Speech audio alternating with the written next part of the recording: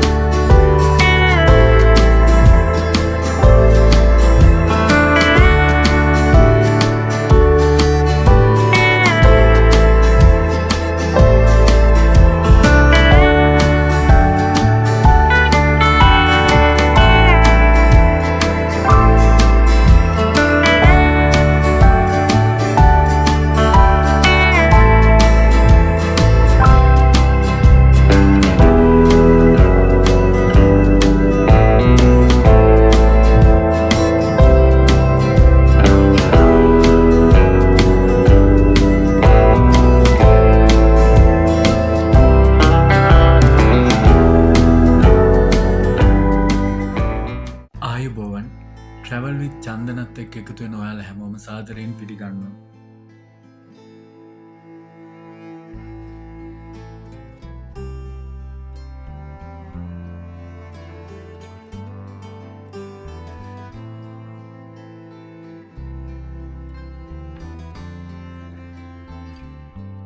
මේ වීඩියෝ එකෙන් අද ඔයාලට පෙන්වන්නේ මහියංගනේ නාගදීප රජමහා විහාරය ගැන.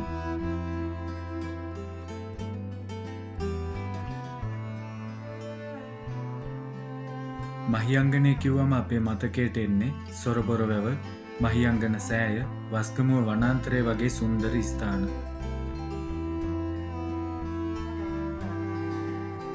නමුත් මහියංගනයට ආසන්නව වසර 100 ගාණක් පැරණි ඉතිහාසයක් නිහඬව සංගවාගෙන සිටින තවත් අපූර්ව පුදබිමක් තිබෙනවා. අද අපි යන්නේ නාගදීප රජමහා විහාරය සොයාගෙන.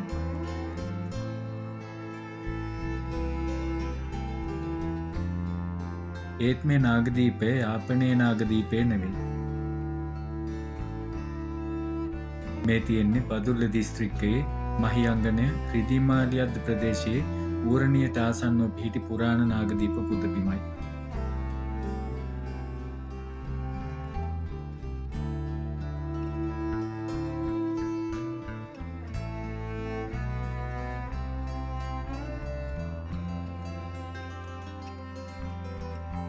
මේ ස්ථානයේ ඇති නටබුන් සහ සෙල්ලිපි බැලූ විට අපට පෙනෙන්නේ අදට වඩා බොහෝ පැරණි ඉතිහාසයක සලකුණු.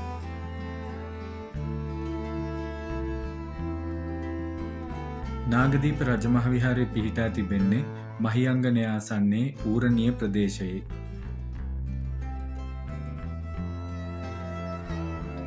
අද මේ නිස්කලංක පරිසරයක පිහිටි පූජනීය ස්ථානයක්.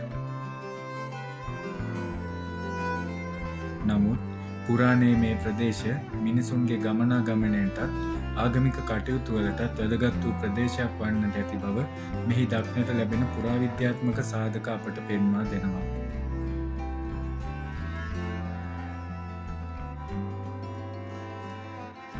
විහාර භූමිය පුරා විසිරී ඇති ගල් කණු, ගල් පුවරු, පැරණි ගොඩනැගිලිවල නටබුන් සහ ස්තූප නටබුන් අදටත් ඒ අතීතයේ නිහඬ සාක්ෂිකරුවන් ලෙස පවතිනවා.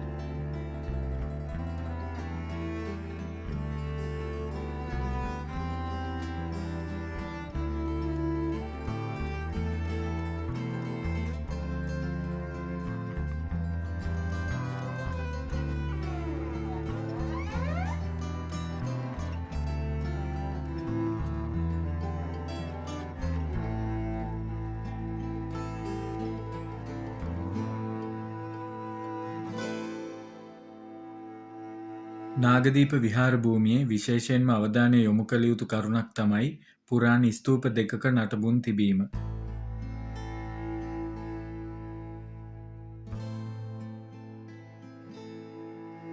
එමෙන්ම පැරණි ගොඩනැගිලි කිහිපයක නටබුන්ද මෙහි දක්නට ලැබෙනවා.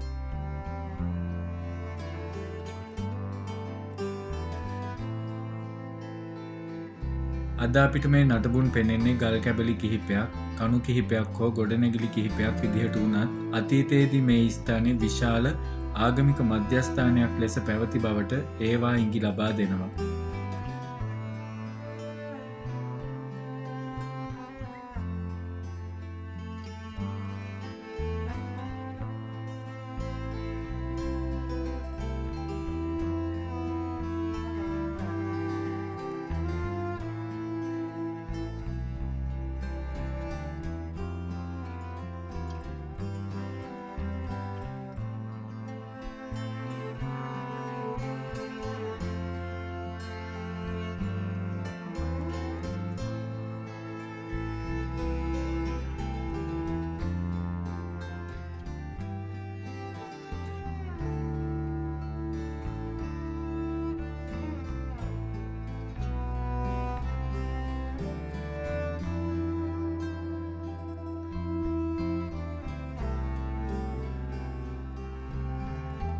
විශේෂයෙන්ම පුරාවිද්‍යාත්මක වටිනාකමක් ඇති සෙල්ලිපි මෙහි හමුවීම නිසා නාගදීපයේ ඉතිහාසය තවත් වැදගත් වෙනවා.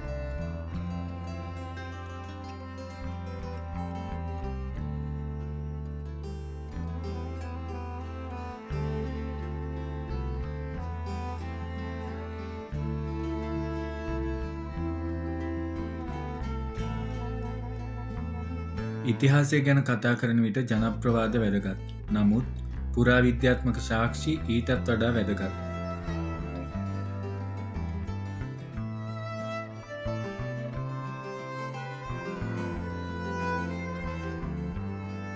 නාගදීප විහාර භූමීන් හමු වී ඇති සෙල්ලිපි අතර ක්‍රිස්තු වර්ෂ 6 7 වන සියවස්වලට අයත් බව සැලකෙන සෙල්ලිපි තිබෙනවා.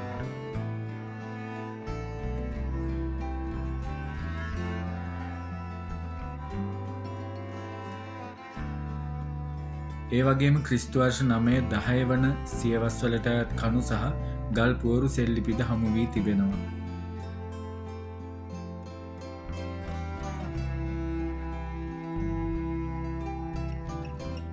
තවත් සෙල්ලිපි සාක්ෂි 17 වන සියවස දක්වා දිව යන බවත් සඳහන් වෙනවා.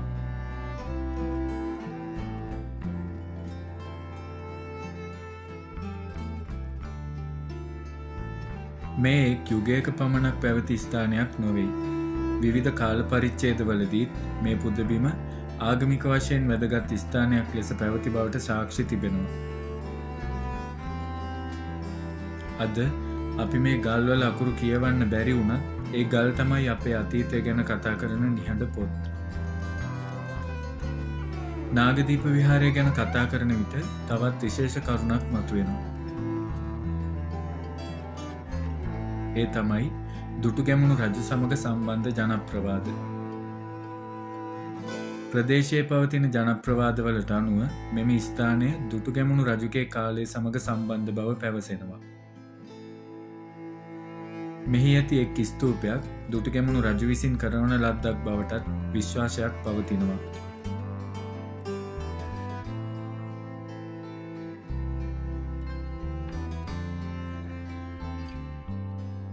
නමුත් මෙහිදී වැදගත් දෙයක් මතක තබා ගත යුතුයි.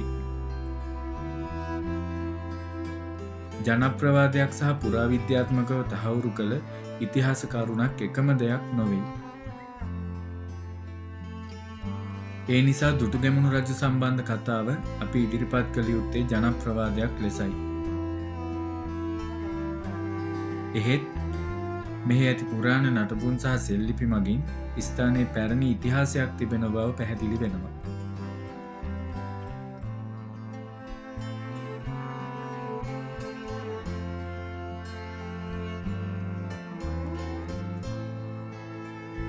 හිතන්න, මීට අවුරුදු 10කටත් වැඩි කාලයකට පෙර මේ භූමිය මිනිසුන් ගමන් කරන්න ඇති. භික්ෂූන් වහන්සේලා වැඩ සිටින්න ඇති. දානමාන පූජා පැවැත්වෙන්න ඇති. බුදුදහම පිළිබඳ දේශනා පැවැත්වෙන්න ඇති.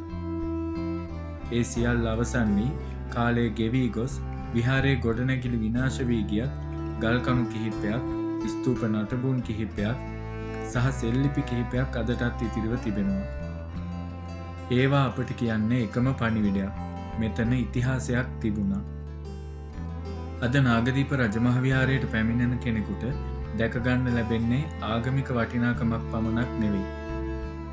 මෙය ඉතිහාසයේ සොයන කෙනෙකුටත් පුරා විද්‍යාව ගැන උනන්දුවක් දක්වන කෙනෙකුටත් අපේ පැරණි සංස්කෘතිය ගැන ඉගෙන ගන්න කැමති කෙනෙකුටත් වටිනා ස්ථානයක්.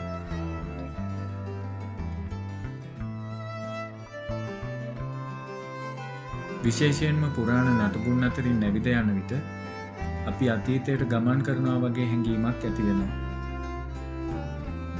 ඒ නිසා මෙවැනි ස්ථාන සංරක්ෂණය කිරීම අපේ වගකීමක්. අපේ රටේ ඉතිහාසය කියන්නේ පොත්වල ලියා තිබෙන කතාවක් විතරක් නෙවෙයි. එය මේ ගල්කණුවල තියෙනවා. මේ සෙල්ලිපිවල තියෙනවා. මේ පුරාණ ස්තූපවල තියෙනවා. මේ පසයට සැඟවී ඇති නටබුන් අතරත් තියෙනවා. මහියංගනයේ නාගදීප රජමහවිහාරය එවැනි අතීතයක් අප වෙනුවෙන් ආරක්ෂා කරගෙන සිටින තවත් එක් පුරාණ පුදබිමක්.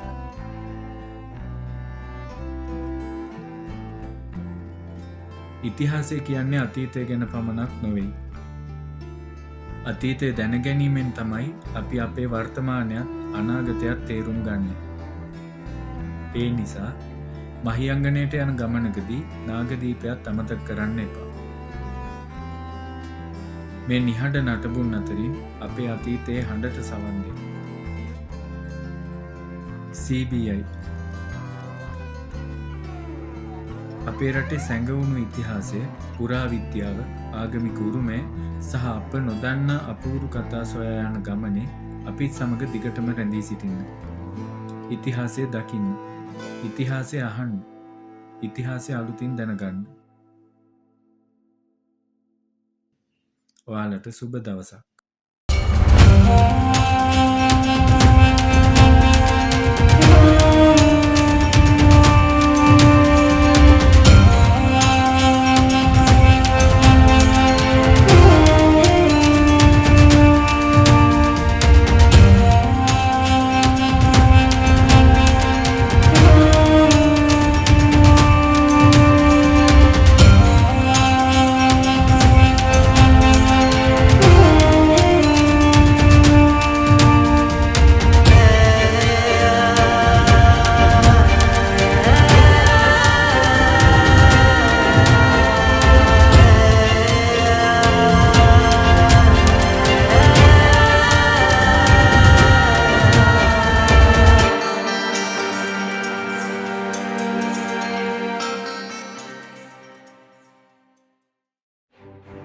CBI.